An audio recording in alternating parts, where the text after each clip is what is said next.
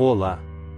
No episódio de hoje você vai ouvir histórias de fantasmas, aparições em hospitais, premonições em sonhos e muito mais.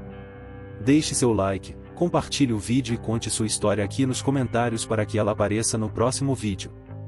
A primeira história se chama A Estalagem Fantasma e ela foi enviada pela seguidora Marilene.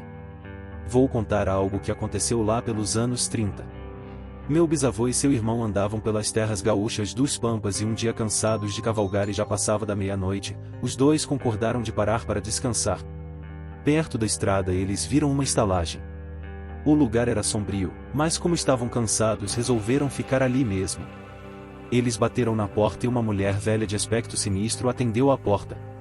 Ela levou os dois para o andar de cima, eles entraram num quarto e a mulher deixou uma vela para eles. Os dois deitaram, apagaram a vela e dormiram. No outro dia de manhã, às 5 horas eles acordaram num cemitério. Suas roupas estavam espalhadas nas cruzes e os cavalos estavam soltos na área do cemitério. Para surpresa deles, viram que não havia estalagem nenhuma. Os dois gaúchos saíram correndo e o pavor foi tanto que deixaram tudo para trás. A próxima história é O Último Suspiro. A melhor história que já ouvi foi de uma enfermeira que disse que, em uma noite, foi transferida temporariamente para a oncologia no hospital onde costumava trabalhar. Deram-lhe um paciente que estava nos seus últimos momentos de vida e estava inconsciente há vários dias. Em um momento durante a noite, a enfermeira entrou no quarto e o paciente estava sentado na cama, olhou para ela e disse: "Não deixe que eles me levem." A enfermeira ficou assustada e perguntou quem iria levá-la, e ela apontou para cima no ar e disse que era aquela coisa preta lá em cima. Essa paciente faleceu dentro de minutos. A próxima história é Um Sorriso Misterioso. Um pai foi dar boa noite ao seu filho de 7 anos, sabendo muito bem que se ele não o fizesse, seu filho teria dificuldade para dormir. Era uma rotina noturna entre os dois. Ele entrou no quarto pouco iluminado, onde seu filho esperava debaixo das cobertas. Com o primeiro olhar, o pai pôde perceber que havia algo em comum em seu filho naquela noite, mas não conseguia identificar o que era. Ele parecia o mesmo, mas tinha um sorriso que se estendia de orelha a orelha. "Você está bem, amigão?" perguntou o pai. O filho assentiu, ainda com um sorriso, antes de dizer: "Papai, verifique se há monstros embaixo da minha cama." O pai riu um pouco antes de se ajoelhar para verificar, apenas para satisfazer seu filho. Lá, embaixo da cama, pálido e com medo, estava seu filho. Seu verdadeiro filho. Ele sussurrou: "Papai, tem alguém na minha cama." A próxima história é Em Mistério no Hospital. Era uma vez uma senhorinha com demência que nunca entendeu muito bem como usar o botão de chamada do hospital. De acordo com suas enfermeiras, ela era uma senhorinha muito doce. Se precisasse de ajuda, ela ia de mansinho até o quarto do vizinho e educadamente pedia a ele para apertar o botão de chamada para ela. Felizmente, tanto para a senhorinha quanto para as enfermeiras, o senhor gentil estava completamente lúcido e sempre disposto a ajudar. Infelizmente, a querida senhorinha faleceu devido a um problema no pâncreas exatamente às 4 da tarde. Poucas horas depois, enquanto a família da senhorinha se despedia, o senhor do quarto ao lado acionou o botão de chamada. As enfermeiras se apressaram ao lado dele, onde o homem explicou às enfermeiras que a senhorinha está pronta para ir para a cama agora. Considerando que esse homem estava apenas no hospital se recuperando de uma infecção renal e não sofria de nenhum tipo de doença cognitiva que interferisse em sua percepção da realidade, seu comentário causou arrepios na equipe de enfermagem. Mas o que tornou ainda mais assustador foi que o homem continuou explicando a um auxiliar de enfermagem certificado que a senhorinha havia entrado sorrateiramente em seu quarto poucos momentos antes e apertado o botão de chamada ela mesma. Segundo esse homem, a senhorinha estava usando uma roupa branca e segurando um terço. Para completar o clima assustador, quando seu corpo foi finalmente levado do hospital para a funerária, algumas de suas enfermeiras compareceram à cerimônia. A doce e delicada senhorinha repousava em paz em seu caixão aberto vestindo um vestido branco segurando um terço nas mãos. Foi arrepiante. A próxima história é A Profecia do Pesadelo.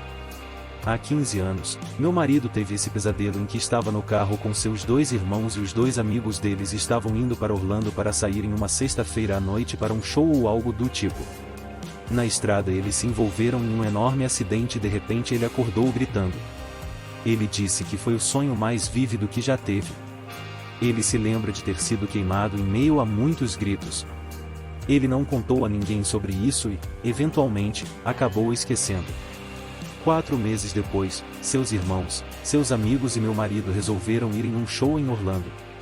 Ele disse que eles entraram no carro e, enquanto estavam dirigindo na estrada, ele começou a entrar em pânico, suando e ficando desesperado. Ele olhou ao redor e todos estavam sentados exatamente nos lugares de seu sonho e ele começou a gritar com seu irmão para dar meia volta e voltar para casa. Seu irmão, que estava dirigindo, tentava acalmá-lo, dizendo que ficaria tudo bem. Isso foi antes de celulares estarem em todos os lugares, então ele não podia sair e ligar para alguém ir buscá-lo. Meu marido finalmente convenceu o irmão a voltar para casa, dizendo que eles poderiam apenas deixá-lo lá. Assim que eles voltaram para casa, minha sogra saiu correndo. Chorando e gritando, ela estava tirando uma soneca e teve um terrível pesadelo em que todos morreram em um acidente de carro. Ela não tinha como contatá-los, então ela orou para que eles ficassem seguros. A família deles é religiosa e muitas coisas assim já aconteceram, em que sua mãe sonhou com algo que aconteceria. Esse fato assustou seus irmãos e amigos. Então eles entraram em casa e tentaram se acalmar. Seu pai ligou o noticiário e havia acontecido um grande engavetamento de carros que tinha acabado de acontecer na estrada em que eles deveriam estar. Meu marido disse que calcularam o tempo e, se tivessem continuado, teriam ficado no meio do acidente e provavelmente teriam morrido. A próxima história é A Face na Janela. Quando eu era criança, durante os verões, minha família costumava visitar a cabana do meu avô, localizada em uma área remota na floresta da Nova Inglaterra. O vizinho mais próximo naquela época estava a cerca de 8 quilômetros de distância. A cabana ficava a apenas alguns metros de um lago ideal para pesca e passeios de barco, e eu suponho que você poderia dizer que a área tinha uma beleza áspera, mas eu sempre me senti inquieto lá. Meu irmão e eu compartilhávamos um quarto que tinha uma cama beliche paralela a uma janela sem cortinas. Costumávamos sortear a palitos para decidir quem teria que dormir na cama de cima porque se você deitasse de lado na cama de cima, de frente para a janela, era possível ver a escura floresta ao redor da cabana, o que nos deixava apavorados. Sempre tínhamos a sensação de que alguém estava nos observando. Sempre que um de nós dormia na cama de cima, dormíamos de costas para a janela e com as cobertas puxadas firmemente sobre a cabeça. Felizmente, a temperatura à noite caía bastante, então podíamos manter a janela fechada e trancada mesmo em agosto. Nunca conversamos sobre isso com nossos pais porque eles eram ambos do tipo prático e não teriam paciência para esse tipo de medo irracional. Na nossa última noite lá, acordei sobressaltado. Estava completamente escuro no quarto. Eu tinha tirado o palito curto novamente, então eu estava deitado na cama de cima. Pensei ter ouvido um som bem do lado de fora da janela, como o estalo de um galho. Meu coração começou a bater forte, e um medo paralisante me dominou. Eu não ousei virar para olhar e identificar a origem do som e fiquei deitado lá tremendo. Meu irmão na cama de baixo estava em silêncio, e eu assumi que ele estava dormindo profundamente. Devo ter cochilado, porque da próxima vez que acordei, pude ouvir pássaros cantando do lado de fora e percebi que estava amanhecendo. Na cama de baixo, meu irmão sussurrou: "Você ouviu isso?" Acontece que ele também tinha ouvido algo, e, como eu, ficou deitado tremendo com as cobertas sobre a cabeça, sem ousar se mexer ou fazer barulho. À medida que o céu clareava do lado de fora, nós dois saímos da cama e nos aproximamos da janela com cautela. Meu irmão deu um suspiro e apontou para o topo da janela. Visível no vidro, havia o que parecia ser uma impressão parcial de um rosto humano com marcas de mãos dos lados, como se alguém tivesse se inclinado na janela espiando através do vidro para dentro. Eu me senti nauseado quando percebi que o rosto e as marcas de palma estavam a 2,4 metros acima do chão do lado de fora e não havia escada ou outro objeto para alguém ficar em pé. A próxima história é A Conexão Inexplicável. Um estranho evento paranormal aconteceu com minha irmãzinha quando ela tinha cerca de 5 anos. Esse evento assustou terrivelmente minha família, pois meu tio faleceu há cerca de 15 anos em um incêndio em sua casa. Minha irmãzinha tinha acabado de nascer, devia ter umas 3 semanas. No dia antes de sua morte, meu tio visitou nossa família de forma aleatória, pois ainda não tinha conhecido minha irmãzinha. Lembro-me ainda muito claramente da sua visita. Ele parecia mais feliz do que eu tinha visto em muito tempo. Ele era um homem doce, mas estava atormentado por muitos problemas.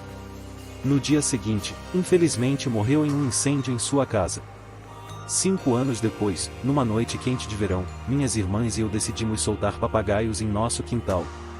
Lembre-se de que tínhamos acabado de nos mudar para uma nova casa onde a propriedade era compartilhada entre meu falecido tio e meus avós. Portanto, nosso quintal era o local da morte incendiária do meu tio. Estávamos todos fora soltando papagaios quando decidimos que era tarde e deveríamos entrar. Dentro de casa, minha irmãzinha contou ao meu pai que um homem estava procurando por ele em nosso quintal. Meus pais ficaram aterrorizados com a ideia de que havia um estranho em nossa propriedade falando com minha irmãzinha. Meu pai saiu e vasculhou nossa propriedade, que é bem grande. Ele não encontrou nada e acho que meus pais simplesmente consideraram o evento como uma história inventada por minha irmãzinha. Um mês depois, minha mãe estava pendurando retratos familiares em nossa nova casa quando minha irmãzinha demonstrou grande interesse por uma das fotos. Esta é a parte que realmente nos deixou todos arrepiados. Ela disse à minha mãe que o homem na foto era o mesmo homem que estava procurando por meu pai na noite em que estávamos todos soltando papagaios. O rosto da minha mãe ficou branco. Ela perguntou à minha irmãzinha se ela estava certa e ela disse que sim. Minha irmãzinha não tinha ideia de quem era o homem. Acontece que a foto era do meu tio que morreu no incêndio. Minha mãe compartilhou isso com meu pai, honestamente, foi a segunda vez na minha vida que vi meu pai chorar. A primeira foi quando corremos para a casa de seu irmão quando estava pegando fogo. Acredito que meu pai interpretou todo o evento como meu tio tentando se comunicar com ele para lhe dar um encerramento. Minha irmãzinha mal se lembra de que isso aconteceu. Pessoalmente, eu sempre fui um pouco cético, mas isso ainda me assusta.